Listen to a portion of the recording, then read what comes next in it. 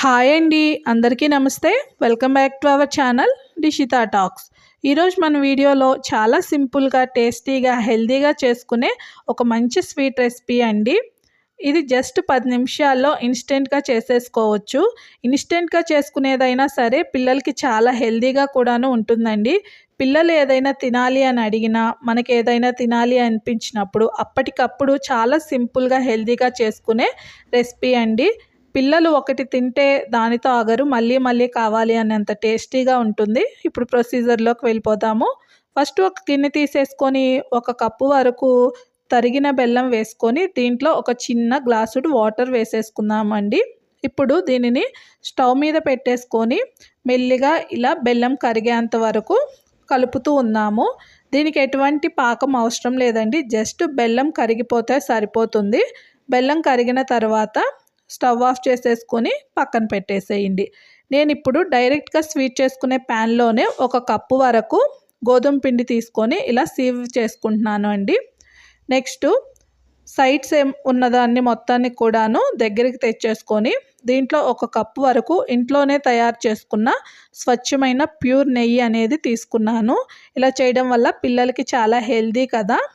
ఇప్పుడు దీంట్లో ఈ పిండి మొత్తం కలిపిన తర్వాత దీంట్లో ఒక హాఫ్ కప్పు వరకు రాగి పిండి తీసుకుంటున్నాను అండి. ఈ రెండు పిండిలు కూడాను చక్కగా నేతిలో కలిపేంత వరకు చక్కగా మెల్లిగా కలిపేసుకుందాము. ఇప్పుడు స్టవ్ పైన పెట్టేసుకొని లో ఫ్లేమ్లో మెల్లిగా ఇలా కంటిన్యూస్గా కలుపుతూ ఉన్నాము అంటే ఈ నెయ్యి మొత్తాన్ని గోధుమ పిండి, రాగి పిండి అబ్జర్వ్ చేసేసుకొని కాస్త గట్టిగా అయిపోతుంది.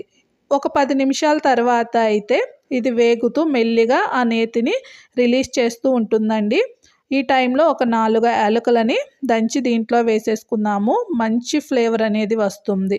ఒక 10 నిమిషాలు ఇలా చేస్తూ ఉంటే పిండి చక్కగా వేగిపోతుందండి.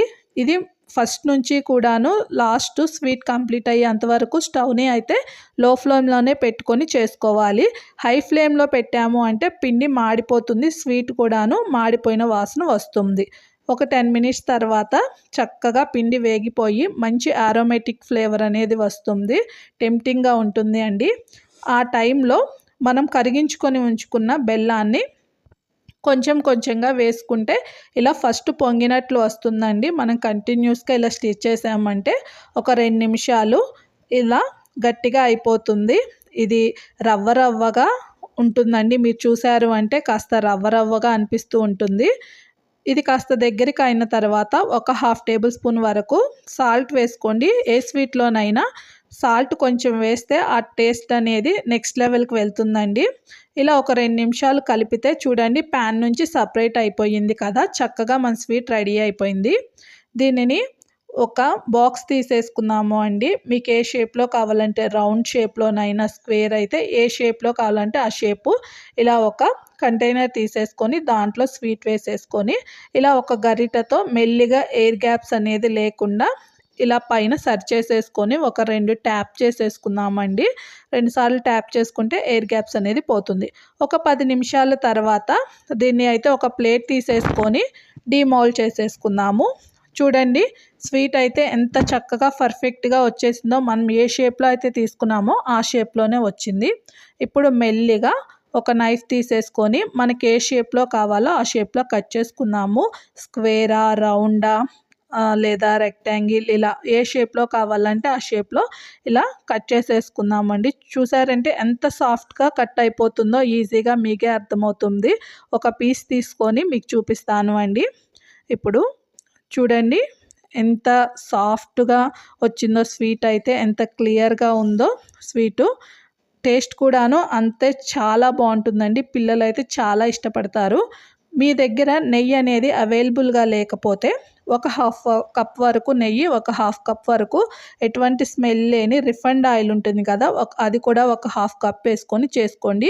మీది అది కూడా లేదు అనుకుంటే నెయ్యి హాఫ్ క్వాంటిటీ కూడాను ఒక ఫుల్ కప్పు రిఫైండ్ ఆయిల్ వేసుకొని అయినా చేసుకోవచ్చు. కానీ రిక్వెస్ట్ ఏంటంటే అండి, పిల్లలకి ఆయిల్ వేసినది పెట్టకండి, హెల్త్కి అంత మంచిది కాదు.